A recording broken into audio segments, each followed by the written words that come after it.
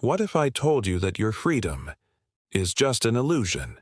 You wake up, reach for your phone without thinking, and scroll. You're not even sure what you're looking for, just something new, something to distract you. Maybe you sip coffee while watching a short video, or throw on a song to kill the silence on your way to work or class. And from that moment on, it begins. A constant stream of stimulation. Podcasts, social media, notifications, noise. Always something, always now. But have you ever noticed what happens in the rare moments when everything goes quiet? A discomfort creeps in. A strange emptiness. Something inside you itches for another hit of pleasure, another distraction to escape the silence. Now, ask yourself again, are you truly free? The invisible cage. Pleasure itself isn't the enemy. In fact, it's a survival tool.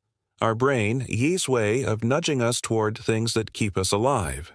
But what happens when that tool becomes our master? When the constant need to feel good traps us in an endless loop of instant gratification.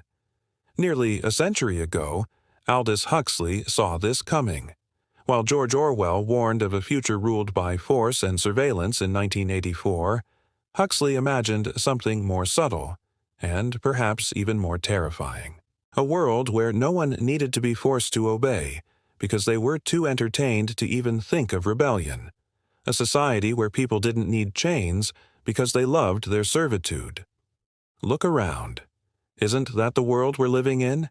Entertainment on demand, endless consumption, relief from every passing discomfort. But at what cost? How conditioning keeps you trapped. You might think you're in control, but if you can't go an hour without reaching for your phone, are you? Whenever you feel bored, sad, anxious, what do? Do you sit with it, understand it, or do you run straight to your favorite distraction? Social media, streaming, food, shopping, sex, alcohol, games. We live in the age of instant gratification, where discomfort is treated like a disease, and pleasure, the cure. But here's the catch. No one's forcing you to do it. No one's holding a gun to your head saying, keep scrolling. And that's exactly why it works. You've been conditioned to crave comfort at all costs. Over time, your brain forgets how to be alone, how to sit in silence, how to think deeply.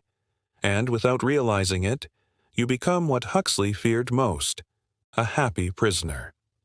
The system that doesn't need chains. This didn't happen by accident. From a young age, we're taught to avoid discomfort. Schools train us to memorize, not to question. Jobs train us to produce, not to reflect. And culture bombards us with distractions, so we never stop to ask why. Why do I always need to feel good? Why am I afraid of being bored? Who benefits from my addiction to pleasure? The answer is simple. Those in power don't need to silence you, if they can just keep you entertained.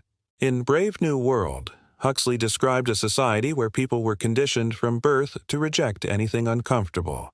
A drug called soma wiped away any trace of pain or doubt. Sad? Take a pill. Anxious? Take a pill. Don't ask questions. Just stay happy. Sound familiar? Today, we don't need soma. We have likes, swipes, instant validation. We have TikTok, Instagram, YouTube Shorts. We have dopamine on demand. And with every click, we sink deeper into comfort and further from truth.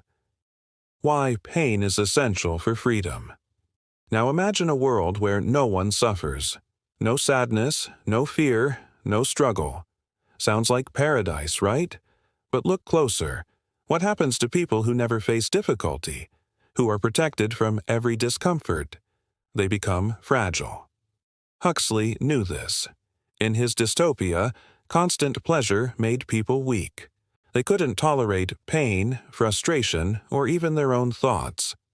Life became a series of shallow highs, disconnected from meaning, depth, or purpose. Now, look at our world. Rejection is avoided with dating apps. Boredom is erased by endless scrolling. Sadness is numbed with quick fixes. We've become allergic to pain, and addicted to escape. But here's the truth. Pain has a purpose. It builds resilience. It teaches growth. It pushes us to evolve. And when we erase all suffering, we don't just lose pain. We lose strength. The antidote: purpose over pleasure. So the question becomes, what are you actually seeking? Happiness or meaning?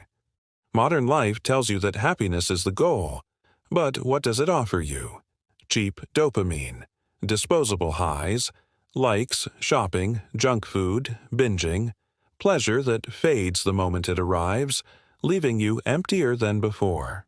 Now think about the moments that truly shaped you. Were they easy?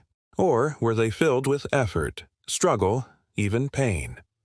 Viktor Frankl, a psychiatrist who survived the Holocaust, once said, "Those who have a why to live can bear almost any how." Purpose is what gives life direction. It doesn't vanish like pleasure. It builds. It roots you. But here's the problem. Purpose takes time. It requires patience, reflection, and, yes, discomfort. And that goes against everything the system wants. Because a person with purpose is dangerous. They can't be distracted. They can't be bought. They don't need validation. They are free. Escaping the pleasure trap. So, how do you break the cycle?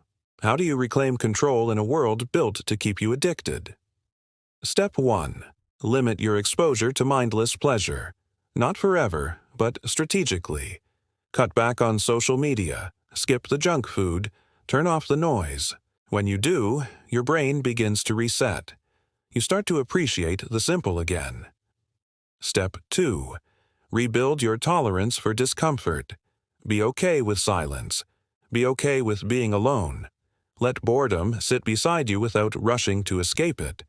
At first, it will feel unbearable, but that's a sign of how deep the conditioning runs. Step 3. Ask deeper questions. Why do I always seek distraction? Who profits from my numbness? What would I do with my time if I wasn't constantly chasing pleasure? Step 4. Replace pleasure with purpose.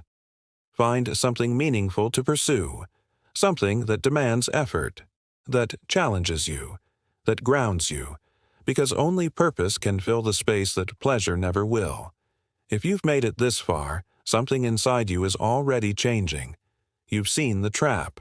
Now the question is, what will you do with that knowledge? Most people won't change. They'll go back to scrolling, numbing, forgetting. But you have a choice. Not an easy one, but a real one. You can keep distracting yourself. Or you can wake up. You can choose to stop living on autopilot and start building a life that actually matters. So I ask you, are you ready to take back control of your mind? Or will you stay comfortable in the cage built for you, one swipe at a time? If this resonated with you, leave a comment, share your thoughts. Because the first step toward freedom is questioning. And if you want to keep walking this path of awareness and purpose, hit that subscribe button. Turn on notifications. This is just the beginning. We're not here to go with the flow. We're here to think, to see, to break free. See you in the next video.